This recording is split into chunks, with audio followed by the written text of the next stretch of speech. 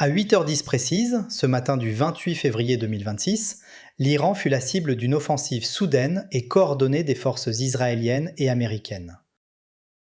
En quelques heures, les rapports confirmèrent la mort du guide suprême Ali Khamenei, ainsi que de plusieurs hauts dirigeants du pays. Instantanément, l'Iran se retrouva projeté au centre de l'attention mondiale. Pourtant, l'Iran n'est pas une nation apparue récemment sur la carte.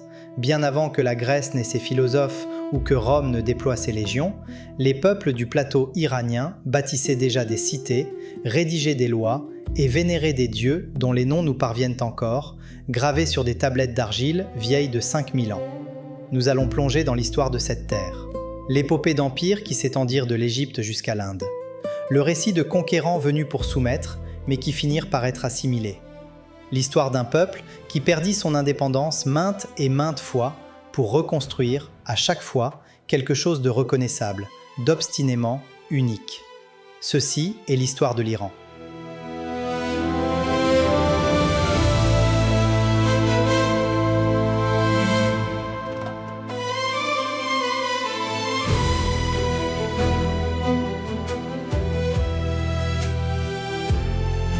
Notre récit ne débute ni dans une ville, ni dans un royaume, mais il y a près de 100 000 ans, sur les hauteurs escarpées des monts Zagros. Une muraille de cimes et de vallées qui court le long de ce qui est aujourd'hui l'ouest de l'Iran, séparant les plaines de Mésopotamie du vaste plateau d'altitude qui s'étire vers l'est, en direction de l'Asie centrale. Dans les grottes et les abris de ces montagnes, certains des premiers humains d'Asie occidentale trouvèrent refuge. Sur des sites comme Shanidar ou Bizotoun, l'homme de Néandertal a laissé derrière lui des outils de pierre et les ossements des animaux qu'il chassait. C'est ici qu'ils enterraient leurs morts. C'est ici qu'ils survécurent aux âges de glace. Durant des dizaines de millénaires, ces cavernes furent leur foyer. Puis, il y a environ 40 000 ans, une nouvelle espèce humaine fit son apparition. L'Homo sapiens, migrant hors d'Afrique, suivant les vallées fluviales et les littoraux, pénétra sur le plateau iranien par les couloirs naturels reliant le Levant à l'Asie centrale et du Sud. Ces premiers hommes modernes différaient des Néandertaliens qu'ils remplacèrent progressivement. Leurs outils étaient plus fins. Ils sculptaient l'os pour en faire des parures. Ils peignaient. Dans des sites comme la grotte de Yafté, au cœur du Zagros, les archéologues ont mis au jour les traces de cultures d'une complexité surprenante, remontant à plus de 40 000 ans. Le Zagros n'était pas une contrée reculée, c'était un carrefour de l'innovation humaine. Mais la véritable métamorphose eut lieu plus tard, il y a environ 10 000 ans, à la fin de la dernière ère glaciaire. Alors que le climat se réchauffait et que le régime des pluies se modifiait, les populations des contreforts du Zagros entreprirent quelque chose d'extraordinaire. Au lieu de simplement cueillir des céréales sauvages, ils se mirent à les semer. Au lieu de traquer les chèvres et les moutons sauvages, ils commencèrent à les rassembler, à les élever, à vivre à leurs côtés. C'était la révolution néolithique, et la région du Zagros en fut l'un des berceaux.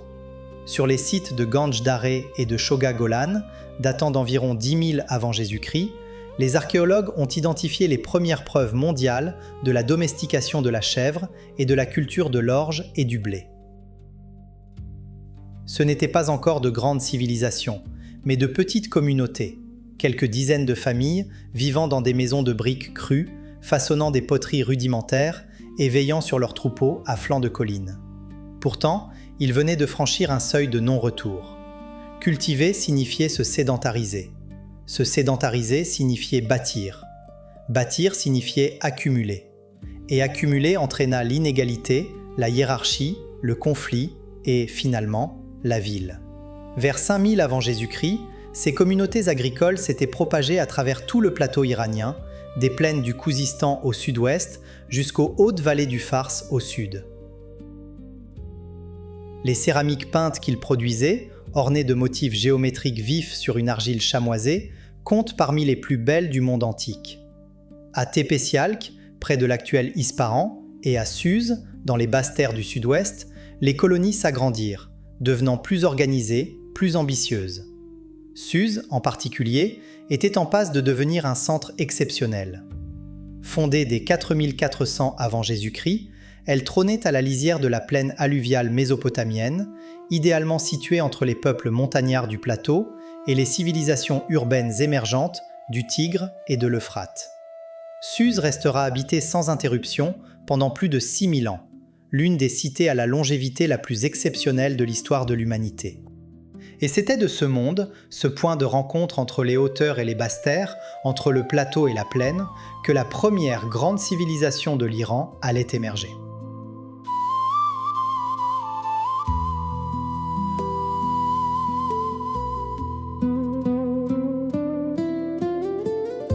Vers 3200 avant Jésus-Christ, quelque chose de nouveau est apparu dans le dossier archéologique de Suse, l'écriture. Des milliers de petites tablettes d'argile couvertes d'un script indéchiffré, un système que les savants appellent le proto-élamite. Ce n'était pas emprunté à la Mésopotamie, il a été inventé indépendamment, preuve que les peuples du sud-ouest de l'Iran développaient leur propre chemin vers une civilisation complexe. C'étaient les Élams. Les Élamites n'étaient jamais un peuple unifié. C'était une fédération de communautés dispersées dans les basses terres de Khouzestan et les hauteurs du Fars, vaguement liées par la langue, la religion et le commerce. Leurs deux grands centres étaient Suse, dans les basses terres, et Anshan, dans les hauteurs. Et leurs rois se présentaient souvent comme les dirigeants des deux, une double identité qui résonnera dans l'histoire iranienne pendant des millénaires. Pendant plus de 2000 ans, l'Élam a rivalisé et commercé avec les grandes civilisations de la Mésopotamie, les Sumériens, les Akkadiens, les Babyloniens. Les armées élamites ont pillé les villes mésopotamiennes. Les armées mésopotamiennes ont saccagé Suse. La rivalité était intense, personnelle et constante. Quand le roi élamite Shutruk-Naunt a envahi la Babylonie vers 1160 avant Jésus-Christ, il a emporté certains des trésors les plus célèbres du monde ancien, y compris le Code des lois de Hammurabi, qui a été découvert par les archéologues à Suse plus de 3000 ans plus tard.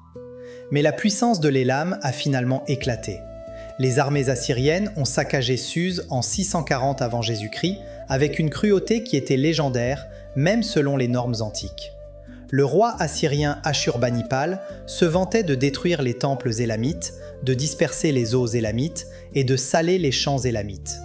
Pendant un temps, il semblait que la civilisation était finie. Elle ne l'était pas, parce que quelque chose remuait dans les hauteurs. À mesure que l'Élam déclinait, de nouveaux peuples se propageaient graduellement sur le plateau iranien.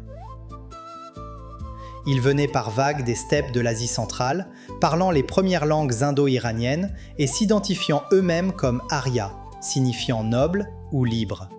De ce mot ancien Arya viendrait finalement le nom Iran, la terre des Aryens. Parmi ces peuples iraniens étroitement liés parlant la même langue, les Mèdes et les Perses deviendraient les plus importants. Les Mèdes se sont installés au nord-ouest, près d'Hamadan moderne. Les Perses ont dérivé vers le sud dans le Fars, les anciennes hauteurs élamites. Pendant des générations, tous deux ont vécu à l'ombre de voisins plus puissants, payant des tributs à l'Empire assyrien qui dominait le Proche-Orient. Mais l'Assyrie était surtendue. Et en 612 avant Jésus-Christ, une coalition incluant les Mèdes a aidé à faire écrouler l'Empire assyrien. Les Mèdes ont émergé comme la puissance dominante sur le plateau iranien, gouvernant depuis leur capitale à Ecbatana. Les Perses, pendant ce temps, restaient leurs vassaux, rois mineurs d'une province mineure. Jusqu'à ce qu'un homme décide qu'il en avait fini d'être mineur. Son nom était Cyrus, un descendant du clan achéménide. Il était roi d'Anshan, fils d'un roi persan et d'une princesse mède. Et en 550 avant Jésus-Christ, il s'est soulevé contre le roi mède Astiagès, l'a vaincu et a uni les Mèdes et les Perses sous une seule couronne. Puis, il a continué. Cyrus a écrasé la Lydie, capturé Crésus et amené les villes grecques d'Anatolie au pas avant de se tourner vers l'Est pour soumettre les peuples de l'Asie centrale. Puis, en 539 avant Jésus-Christ, il s'est emparé de la Babylonie elle-même, réclamant la Mésopotamie, la Syrie et le Levant, et forgeant en une seule génération le plus grand empire que le monde ait jamais vu, l'Empire achéménide.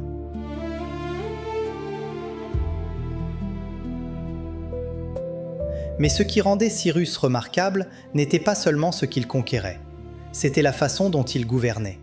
Il ne massacrait pas les populations vaincues, il ne brûlait pas les temples. Il a permis aux peuples conquis de conserver leurs coutumes, leur religion, leur langue. Lorsque Cyrus libéra les exilés juifs captifs à Babylone, les autorisant à retourner à Jérusalem pour reconstruire leur temple, il gagna sa place dans la Bible hébraïque en tant qu'instrument de Dieu. Sous la protection perse, les Juifs ne rentrèrent pas seulement chez eux. Ils vécurent durant des générations dans un monde imprégné par la pensée religieuse iranienne. De nombreux érudits estiment que c'est à cette époque que les concepts du zoroastrisme, la lutte entre le bien et le mal, les anges et les démons, la résurrection et le jugement dernier, devinrent plus prégnants dans la tradition biblique et post-biblique. Cyrus mourut en combattant des nomades aux confins orientaux de son empire, vers 530 avant Jésus-Christ. Il fut enterré dans un tombeau de pierre d'une grande simplicité à Pasargades, la cité qu'il avait fondée au cœur des collines du Fars. Ce tombeau est encore debout aujourd'hui. Ses successeurs portèrent l'empire achéménide encore plus loin. Son fils Cambyse conquit l'Égypte. Puis vint Darius le Grand. Darius n'était pas l'héritier direct de Cyrus. Il s'empara du trône après une période de guerre civile et de révolte, consacrant ses premières années à maintenir l'unité de l'empire. Mais une fois son pouvoir consolidé, il le transforma radicalement. Il divisa le territoire en provinces appelées satrapies, chacune gouvernée par un satrape, rendant compte directement au souverain. Il bâtit un réseau de routes, la plus célèbre étant la voie royale, qui s'étirait de Suse à Sardes sur plus de 2500 km, jalonnée de relais permettant aux messagers impériaux de traverser l'empire en une semaine. Il standardisa les poids, les mesures et la monnaie. Il fit même creuser un canal reliant le Nil à la mer Rouge. Et il bâtit Persépolis. Sur une immense terrasse de pierre au pied d'une montagne du Fars, Darius érigea une capitale cérémonielle d'une ambition à couper le souffle. Des colonnes monumentales s'élevant à 20 mètres de haut. Des bas-reliefs représentant les délégués de chaque nation de l'Empire, babyloniens, égyptiens, indiens, grecs, scythes, chacun portant son habit traditionnel et ses présents, convergeant tous vers le roi des rois. Persépolis n'était pas qu'un palais, c'était un manifeste. Cet empire est une multitude, et tous servent un seul trône. À son apogée sous Darius, l'empire achéménide s'étendait de la Libye jusqu'à l'Indus, de la mer d'Aral aux cataractes du Nil.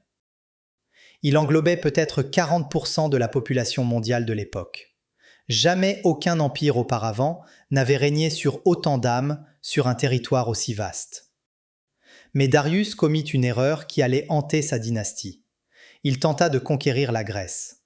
La campagne grecque débuta comme une expédition punitive contre Athènes, qui avait soutenu une révolte des cités grecques d'Anatolie.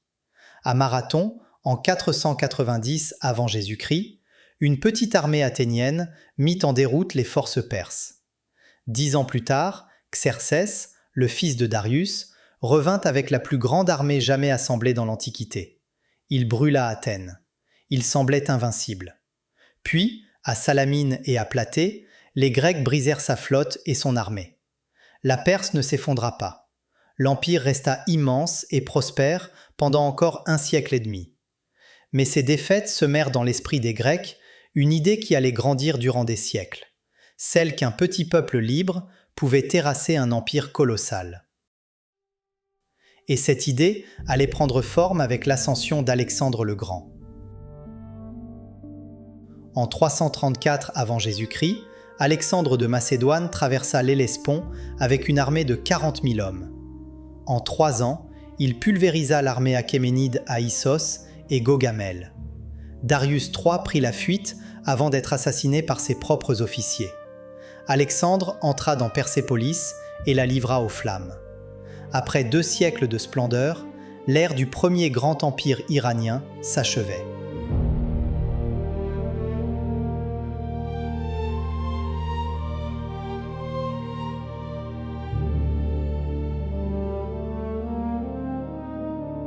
Alexandre ne survécut pas assez longtemps pour jouir de son triomphe. Il s'éteignit à Babylone en 323 avant Jésus-Christ, à l'âge de 32 ans, et son empire vola instantanément en éclats. Ses généraux se le partagèrent en royaumes rivaux. L'Iran échut principalement à Séleucos, fondateur d'une dynastie qui allait régner de la Syrie jusqu'à l'Asie centrale. Les Séleucides importèrent sur le plateau iranien la langue, les cités, l'art et la philosophie de la Grèce. Ils bâtirent des villes nouvelles sur des plans helléniques, introduisirent la culture du théâtre et celle du gymnase. Durant un siècle et demi, une mince élite dirigeante grecque régna sur une population iranienne numériquement écrasante. Pourtant, la culture hellénistique ne supplanta pas la culture iranienne. Les deux fusionnèrent. Les nobles iraniens adoptèrent les codes artistiques grecs tout en préservant leurs rites ancestraux, en particulier le zoroastrisme, foi dominante de l'ancienne aristocratie achéménide. Mais le peuple iranien se lassait d'être gouverné par des envahisseurs venus d'ailleurs. Pour comprendre la suite, il faut se représenter la mosaïque de peuples qui habitaient alors le plateau. Au milieu du IIIe siècle avant Jésus-Christ, la terre que nous nommons aujourd'hui l'Iran était un assemblage complexe. Au sud-ouest, les Perses du Fars portaient toujours l'héritage des rois achéménides. Au nord-ouest vivaient les Mèdes, héritiers de l'un des plus anciens royaumes de la région. À travers le plateau central, diverses tribus, Laures, Cadusiens, Hyrcaniens, maintenaient leurs propres identités. Et dans l'extrême nord-est, là où le monde iranien rencontre la steppe d'Asie centrale, vivaient les Parnis, des cavaliers nomades de souche iranienne, endurcis par les plaines infinies et les vents cinglants de la steppe. Vers 247 avant Jésus-Christ, dans cette province du nord-est appelée la Parthie, les Parnis saisirent leur chance. Ils renversèrent le gouverneur séleucide et fondèrent leur propre royaume.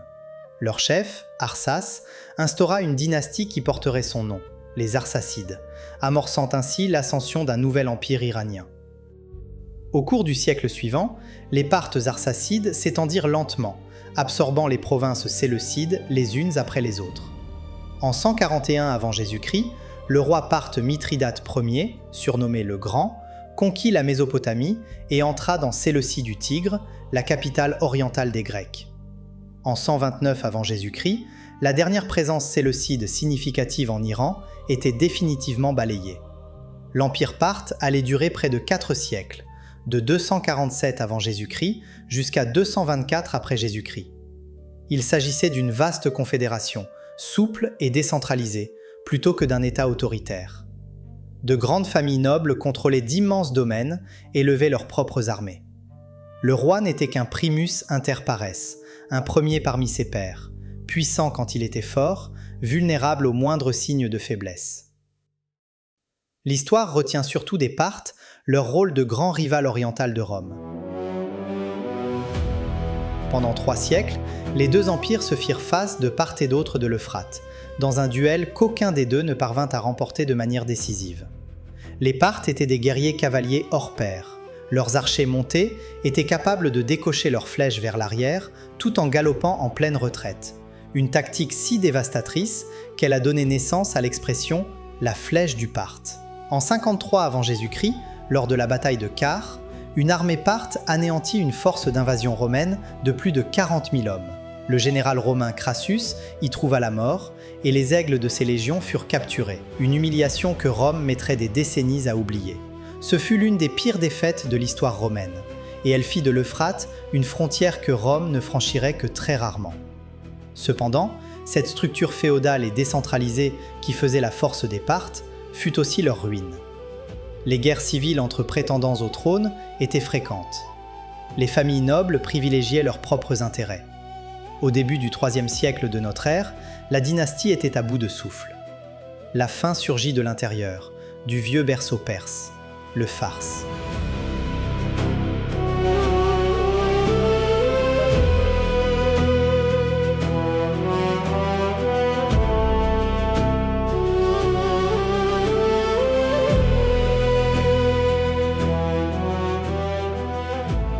En l'an 224 de notre ère, un homme nommé Ardashir, issu d'une lignée de prêtres de la province du Fars, ce même berceau qui avait enfanté Cyrus et Darius, terrassa le dernier roi parthe à la bataille de Hormozgan.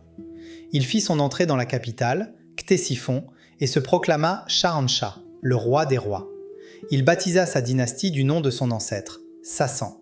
L'Empire sassanide fut, à bien des égards, une volonté manifeste de restauration.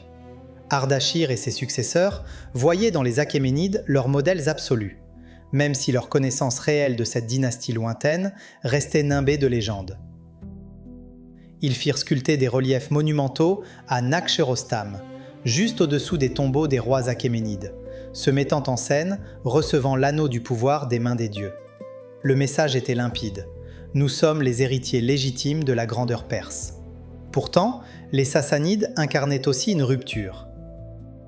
Là où les Achéménides pratiquaient une forme de tolérance religieuse, les Sassanides érigèrent le zoroastrisme en religion d'État, scellant le trône et l'autel d'une manière inédite en Iran. Le feu sacré, symbole d'Ahura Mazda, le dieu suprême, brûlait désormais dans des temples à travers tout l'Empire. Une puissante caste sacerdotale, les mages, exerçait une influence colossale.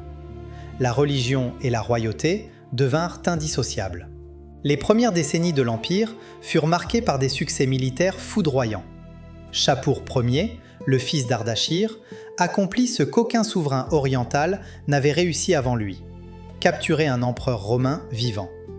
En l'an 260, à la bataille d'Édesse, il défie et fit prisonnier l'empereur Valérien.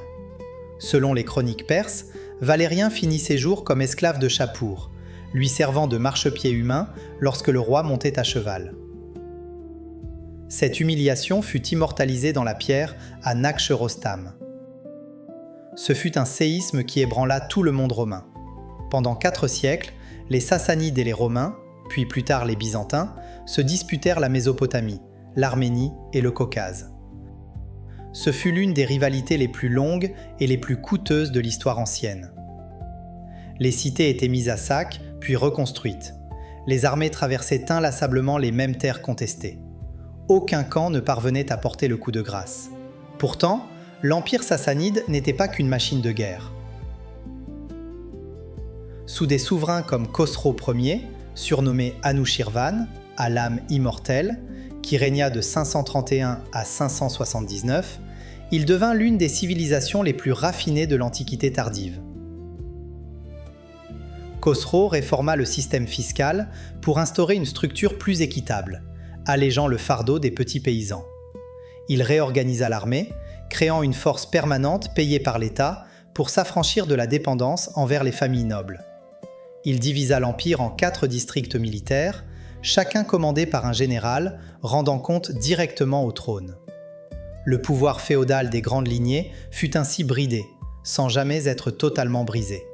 Khosrow fut aussi un immense protecteur des savoirs. À l'académie de Gondishapur, au sud-ouest de l'Iran, des érudits traduisaient des textes grecs, indiens et syriaques en moyen perse. La médecine, l'astronomie, la philosophie et les mathématiques y connurent un essor fulgurant. Lorsque l'empereur byzantin Justinien ferma les écoles de philosophie d'Athènes en 529, plusieurs savants grecs s'enfuirent vers l'est et trouvèrent refuge à la cour de Khosrow. L'Empire sassanide devint un pont entre le monde classique et le monde médiéval, préservant et transmettant des connaissances qui allaient plus tard nourrir l'âge d'or de l'islam. L'art et l'architecture de cette période furent tout aussi remarquables. La grande arche de Ctésiphon, le Takh-e-Kisra, avec sa voûte en berceau vertigineuse, restait la plus grande structure de briques sans soutènement du monde antique. L'orfèvrerie d'argent sassanide, les textiles et les sculptures rupestres influencèrent l'art de la Chine jusqu'à la Méditerranée. La culture de cour sassanide, ses cérémonies, sa musique, son idéal de royauté, allait façonner l'identité iranienne pendant des siècles après la chute de la dynastie. Mais la fin, lorsqu'elle survint, fut d'une soudaineté absolue. Au début du 7e siècle, le roi Khosrow II lança une guerre dévastatrice contre Byzance. Ses armées conquirent la Syrie, la Palestine et l'Égypte. Elles s'emparèrent même de la vraie croix à Jérusalem. Pendant un bref instant, l'Empire sassanide sembla sur le point d'engloutir toute la Méditerranée orientale. Puis Byzance contre-attaqua. L'empereur Héraclius lança une offensive profonde en territoire iranien. Khosrow fut renversé par ses propres nobles en 628, puis assassiné. Dans la décennie qui suivit, plus d'une douzaine de souverains se succédèrent sur le trône, chacun plus impuissant que le précédent. L'empire se déchirait de l'intérieur. Et tandis que la Perse et Byzance s'épuisaient mutuellement dans cet ultime duel funeste, un bouleversement sourd s'opérait dans les déserts d'Arabie. Un mouvement que ni l'un ni l'autre des deux empires ne remarqua jusqu'à ce qu'il soit trop tard.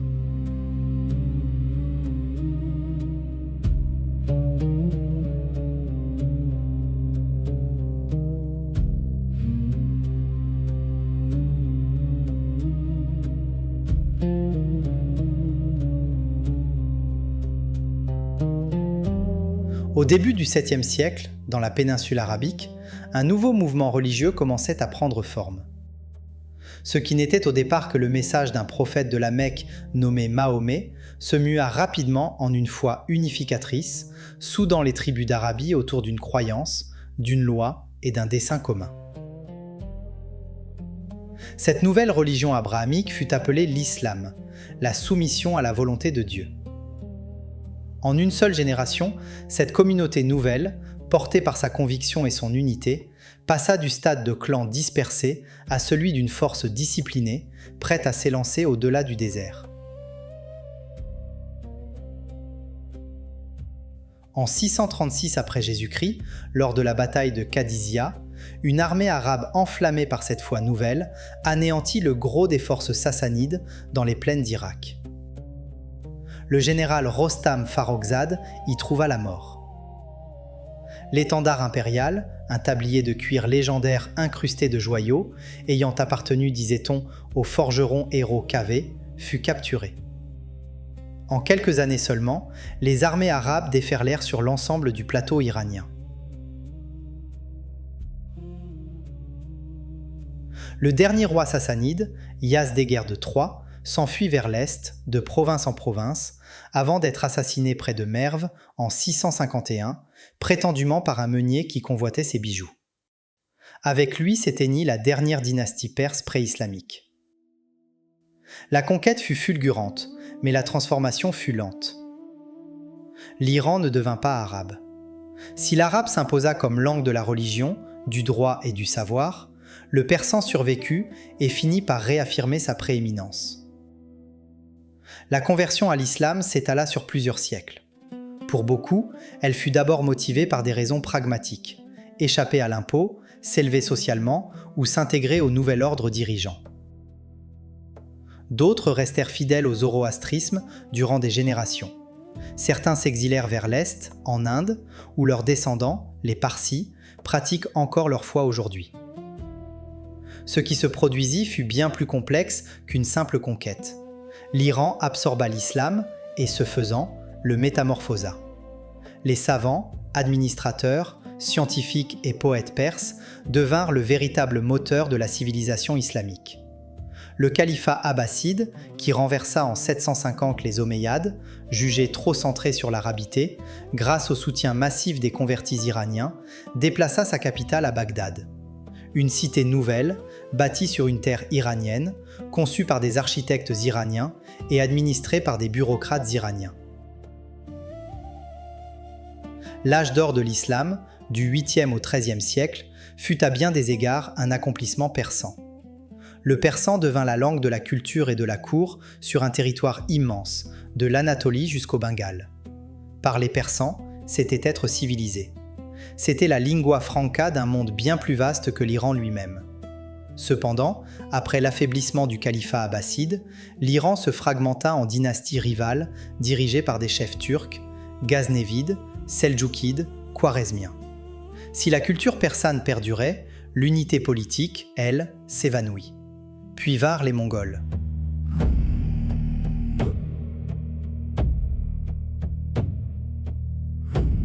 En 1219, Gengis Khan envahit l'Orient islamique.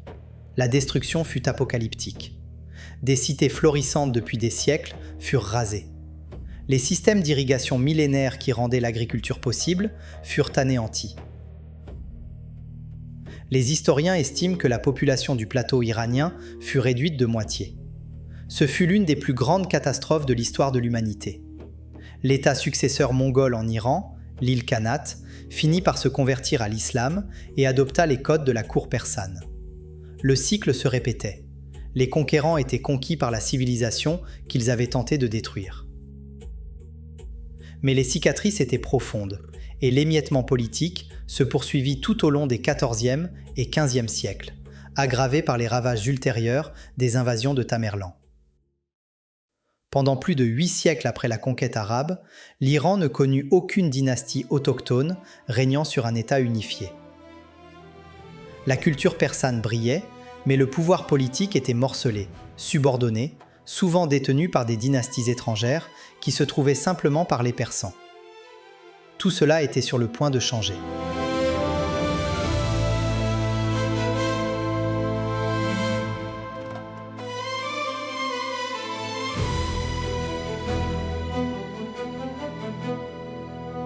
En 1501, un adolescent de 14 ans à peine, nommé Ismaïl, s'empara de la ville de Tabriz à la tête d'une troupe de guerriers turcomans fanatiques, les Kizilbash, les Têtes Rouges. En se proclamant Shah de l'Iran, il fonda la dynastie safavide et, ce faisant, changea le destin du pays à jamais. L'acte inaugural d'Ismaïl, et le plus lourd de conséquences, fut de décréter le chiisme duodécimain, religion officielle de son nouvel État. À l'époque, l'immense majorité des Iraniens étaient sunnites. Ismaïl imposa la conversion par la force. Les savants sunnites qui résistaient furent exécutés ou bannis. Des clercs chiites furent importés du Liban et de Bahreïn pour enseigner cette nouvelle foi à la population. Ce fut une transformation brutale, née de la coercition. Pourtant, au fil des 2 siècles suivants, elle s'enracina si profondément que l'identité chiite devint indissociable de l'identité iranienne. Pourquoi un tel choix ? Par conviction sincère d'abord, car l'ordre safavide dont Ismaïl était issu était profondément chiite, mais aussi par pur calcul politique. En faisant de l'Iran une terre chiite, Ismaïl dressait une frontière religieuse infranchissable entre son empire et ses 2 grands rivaux sunnites, l'Empire ottoman à l'ouest et les Ouzbeks à l'est. L'Iran n'était plus seulement une entité géographique ou linguistique, il devenait une entité spirituelle, définie par sa foi face à ses voisins. Les Safavides affrontèrent les Ottomans à maintes reprises. En 1514, lors de la bataille de Tchaldiran, la supériorité de l'artillerie ottomane pulvérisa les charges de cavalerie d'Ismaïl. Cette défaite traumatisa le jeune souverain et fixa définitivement la frontière occidentale de son empire. Mais l'État safavide survécut et gagna en puissance. Son plus grand souverain fut Shah Abbas Ier, dont le règne, de 1588 à 1629, marqua un apogée. Abbas était un génie politique et un pragmatique impitoyable. Il réforma l'armée, créant une force permanente équipée de mousquets et de canons, rémunérée par l'État et fidèle au trône plutôt qu'au chef de tribu. Il reconquit les territoires perdus face aux Ottomans et aux Ouzbeks, tout en tissant des alliances avec les puissances européennes, l'Angleterre en tête, pour contrer l'influence ottomane. Et il bâtit Ispahan. Abbas fit d'Ispahan sa capitale et la métamorphosa en l'une des cités les plus somptueuses du monde. Sa place centrale, la Naqsh Jahan, l'image du monde, devint l'un des plus vastes espaces publics de la planète. Les mosquées, les ponts et les palais qu'il fit ériger demeurent, aujourd'hui encore, des chefs-d'œuvre absolus de l'architecture islamique. L'ère safavide dota l'Iran de ses frontières politiques, de son identité religieuse et d'une grande partie du caractère culturel qu'il conserve de nos jours. Mais la dynastie finit par s'essouffler, survivant à ses propres talents. Après Abbas, une succession de rois faibles laissa le pouvoir glisser entre les mains des eunuques, des courtisans et des clercs. En 1722, des envahisseurs afghans mirent Ispahan à sac, précipitant l'effondrement de l'État safavide. S'ensuivit un siècle de tourmente. Nader Shah, un aventurier militaire au talent hors du commun, parvint brièvement à réunifier l'Iran. Il envahit même l'Inde, pillant Delhi en 1739 et emportant avec lui le trône du Pan et le célèbre diamant Koh-i-Noor. Mais son empire mourut avec lui. La dynastie Zand offrit ensuite une parenthèse de relative stabilité autour de Shiraz. Puis vinrent les Qadjars. La dynastie Qadjar régna sur l'Iran de 1789 à 1925. Ils n'étaient ni bâtisseurs ni réformateurs. C'étaient des survivants, présidant un État déclinant, tandis que les puissances européennes, la Grande-Bretagne et la Russie en particulier, dépeçaient le territoire, arrachaient des concessions économiques et traitaient l'Iran comme un simple pion dans leurs rivalités impériales. Sous les Qadjars, l'Iran perdit le Caucase au profit de la Russie, tandis que l'influence britannique dominait le sud. La découverte du pétrole en 1908 par une compagnie britannique allait ajouter une dimension nouvelle et fatidique à l'intérêt des puissances étrangères pour l'Iran. En 1906, un mouvement populaire contraignit le Shah Qadjar à accepter une constitution et un parlement, le Majles. Ce fut la révolution constitutionnelle. Ce premier essai de gouvernance démocratique en Iran fut fragile, contesté et finalement écrasé entre l'autocratie royale et les ingérences étrangères. Mais une idée, désormais, était semée, celle que les Iraniens pouvaient se gouverner eux-mêmes.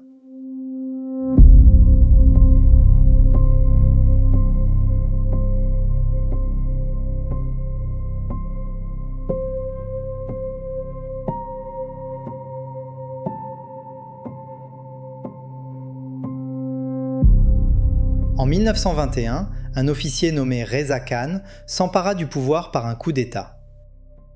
Dès 1925, il déposa le dernier roi Qadjar pour se couronner lui-même, Reza Shah Pahlavi. Le choix de ce nom, Pahlavi, n'avait rien d'un hasard. C'était le nom de la langue moyen-perse, celle de l'Empire sassanide. Le message était sans équivoque. L'Iran renouait avec son passé impérial pré-islamique. Reza Shah fut un modernisateur acharné, forgé dans le moule de l'Atatürk turc. Il bâtit des chemins de fer, des routes, des usines. Il créa une armée nationale et une administration centralisée. Il fonda l'université de Téhéran. Il imposa le chapeau occidental aux hommes et proscrivit le voile traditionnel pour les femmes. Enfin, il changea le nom international du pays de Perse en Iran, la terre des Aryens, pour souligner que la nation dépassait largement son seul cœur persanophone. Mais Reza Shah était aussi un autocrate. Il musela la presse, réduisit le Parlement au silence, emprisonna ou exila quiconque osait le défier. Lorsque la Seconde Guerre mondiale éclata et qu'il refusa d'expulser ses conseillers allemands, la Grande-Bretagne et l'Union soviétique envahirent l'Iran en 1941. Ils le contraignirent à l'exil et placèrent son jeune fils, Mohammad Reza Pahlavi, sur le trône. Le nouveau Shah fut, au départ, un souverain de façade, fragile et cerné par des puissances qui le dépassaient. En 1951, un premier ministre populaire, Mohammad Mossadegh, nationalisa l'industrie pétrolière iranienne, alors sous le contrôle de l'Anglo-Iranian Oil Company britannique. Londres fut furieuse. Avec l'appui des États-Unis, la CIA orchestra en 1953 un coup d'État qui renversa Mossadegh et rétablit le Shah dans la plénitude de ses pouvoirs. Ce coup d'État de 1953 marqua un tournant irréversible. Pour de nombreux Iraniens, il fut la preuve que leur démocratie pouvait être sacrifiée par des puissances étrangères dès qu'elles menaçaient leurs intérêts. Fort de ce pouvoir restauré, le Shah entreprit de moderniser l'Iran à une allure effrénée. Sa révolution blanche, dans les années 1960, redistribua les terres, développa l'éducation et accorda le droit de vote aux femmes. Les revenus pétroliers affluèrent, finançant des projets de développement pharaoniques. Sur le papier, l'Iran devenait l'une des économies les plus dynamiques du monde en développement. Mais sous ce vernis de progrès, la pression montait. La SAVAK, la redoutable police secrète du Shah, pratiquait la torture et faisait disparaître les opposants. Le fossé entre riches et pauvres se creusait à mesure que la manne pétrolière se concentrait entre les mains d'une petite élite. Le clergé s'insurgeait contre la laïcité du régime et ses liens étroits avec les États-Unis et Israël. Quant aux intellectuels, ils ne supportaient plus l'absence totale de liberté politique. En 1971, le Shah organisa à Persépolis une célébration fastueuse pour marquer ce qu'il prétendait être les 2500 ans de monarchie perse ininterrompue. Tandis que les dirigeants du monde entier dégustaient des mets raffinés venus de Paris, des millions d'Iraniens luttaient contre l'inflation et les inégalités. L'événement, censé magnifier la dynastie, devint le symbole de sa déconnexion totale avec le réel. L'homme qui allait canaliser cette colère pour la transformer en révolution fut l'ayatollah Rouhollah Khomeini. Dignitaire religieux de haut rang, exilé depuis 1964 pour son opposition au Shah, Khomeini s'exprimait depuis l'étranger avec une clarté et une autorité qui touchaient des millions d'Iraniens grâce à des cassettes audio introduites clandestinement. Il dénonçait le Shah comme un simple fantoche de l'Amérique. Il proposait la vision d'un gouvernement islamique qui restaurerait la justice, la dignité et l'indépendance. En 1978, la révolte éclata à travers tout l'Iran. Étudiants, ouvriers, marchands et clercs, des groupes qui s'entendaient sur peu de choses, s'unirent dans une exigence commune, le départ du Shah. Le 16 janvier 1979, le Shah quitta l'Iran. Il n'y reviendrait jamais. Le 1er février, Khomeini atterrit à Téhéran. Une foule immense s'amassa dans les rues pour l'accueillir. En quelques jours, les derniers remparts de l'ancien régime s'effondrèrent. L'Iran devint une république islamique, régie par une constitution qui plaçait l'autorité suprême non pas entre les mains d'élus, mais entre celles d'un guide suprême, un clerc de haut rang, arbitre ultime de toutes les questions politiques et religieuses. Ce chef, c'était Khomeini. À peine née, la révolution fut happée par la crise. En novembre 1979, des étudiants fidèles à Khomeini prirent d'assaut l'ambassade américaine à Téhéran, retenant 52 diplomates en otage durant 444 jours, brisant ainsi toute chance de relations normales avec les États-Unis. En 1980, l'Irak de Saddam Hussein envahit l'Iran, déclenchant une guerre qui allait durer 8 ans, faucher des centaines de milliers de vies dans chaque camp et dévaster l'économie iranienne. Ce conflit endurcit le régime révolutionnaire, offrit au tout nouveau corps des gardiens de la Révolution son baptême du feu et ancra cette mentalité de citadelle assiégée qui allait définir la République islamique pour les décennies à venir. Khomeini s'éteignit en 1989. Son successeur au titre de guide suprême, l'ayatollah Ali Khamenei, allait exercer le pouvoir pendant 37 ans, présidant un État où se mêlaient autorité théocratique et institutions républicaines, ambitions stratégiques et naufrage économique, richesse culturelle et répression politique. Sous l'ère Khamenei, l'Iran poursuivit un programme nucléaire qui alarma l'Occident autant que ses voisins régionaux.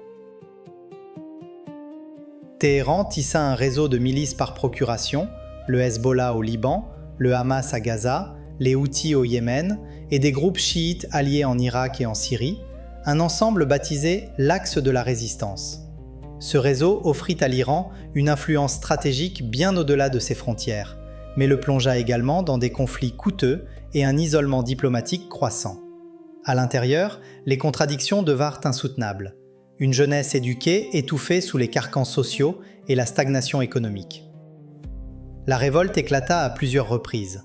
En 2009, quand des millions d'Iraniens exigèrent des élections honnêtes, en 2017 et 2019, quand la détresse économique jeta le peuple dans la rue, puis en 2022, lorsque la mort de Mahsa Amini, alors qu'elle était détenue par la police des mœurs, déclencha un soulèvement national sous le cri de ralliement « Femmes, vie, liberté ». À chaque fois, le gouvernement répondit par la force. À chaque fois, la rancœur s'enracina un peu plus. Puis vint l'escalade fatale. La crise débutée à Gaza en octobre 2023 entraîna progressivement l'Iran et Israël dans une confrontation directe. Les échanges de missiles de 2024 dégénérèrent en la guerre des 12 jours en juin 2025, lorsque Israël et les États-Unis frappèrent les installations nucléaires iraniennes et éliminèrent les plus hauts commandants militaires. L'infrastructure nucléaire fut gravement endommagée, le haut commandement décimé. Le contre-coup économique fut immédiat. La monnaie s'effondra, l'inflation s'envola et le prix des denrées de base devint inabordable pour le citoyen ordinaire. Fin décembre 2025, la contestation reprit de plus belle, partant des bazaris de Téhéran pour gagner rapidement plus de 200 villes. Cette fois, les revendications dépassaient le cadre économique. Les foules scandaient la chute de la République islamique. Certains brandissaient le drapeau pré-révolutionnaire au lion et au soleil. D'autres appelaient au retour de Reza Pahlavi, le fils exilé du dernier Shah. La riposte du pouvoir fut la plus sanglante de l'histoire de la République. Le 8 janvier 2026, les forces de sécurité ouvrirent le feu sur les manifestants. Des milliers de personnes furent tuées. Ce massacre provoqua une condamnation internationale immédiate et des menaces d'intervention militaire de la part du président américain Donald Trump. L'Iran accepta alors de négocier avec les Américains.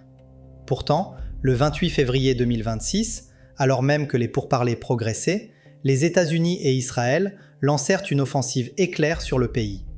Les frappes aériennes ciblèrent les installations militaires, les centres gouvernementaux et les complexes de commandement à travers tout le territoire. Le guide suprême Ali Khamenei fut tué. Des dizaines de hauts responsables périrent avec lui. L'Iran riposta par des salves de missiles et de drones contre Israël et les bases américaines de la région. Le détroit d'Ormuz fut verrouillé, propulsant le prix du baril de pétrole au-delà des $100. Le 8 mars, l'Assemblée des experts nomma Mojtaba Khamenei, le fils du leader défunt, au poste de nouveau guide suprême. Un choix dicté par l'urgence de la guerre et la pression intense des gardiens de la révolution. Dans sa première déclaration, lue par un présentateur tandis que son portrait s'affichait à l'écran, Mojtaba jura de poursuivre le combat. L'Iran a été envahi par les Grecs, les Arabes, les Turcs, les Mongols et les Afghans. Il a été manipulé par les Britanniques, les Américains et les Russes. Il a été bombardé par les Irakiens et les Israéliens. Et malgré tout, quelque chose a persisté. Ce n'est ni un gouvernement, ni une dynastie, car ceux-là sont passés comme passent les saisons. Ce qui a persisté, c'est une idée. Celle que cette terre, ce plateau entre montagne et désert, est le foyer d'une civilisation qui compte. Qu'elle a quelque chose à dire au monde. L'Iran n'est pas un pays né par accident. C'est un pays qui a exigé d'exister. Et quoi qu'il advienne, cette volonté ne semble pas près de s'éteindre.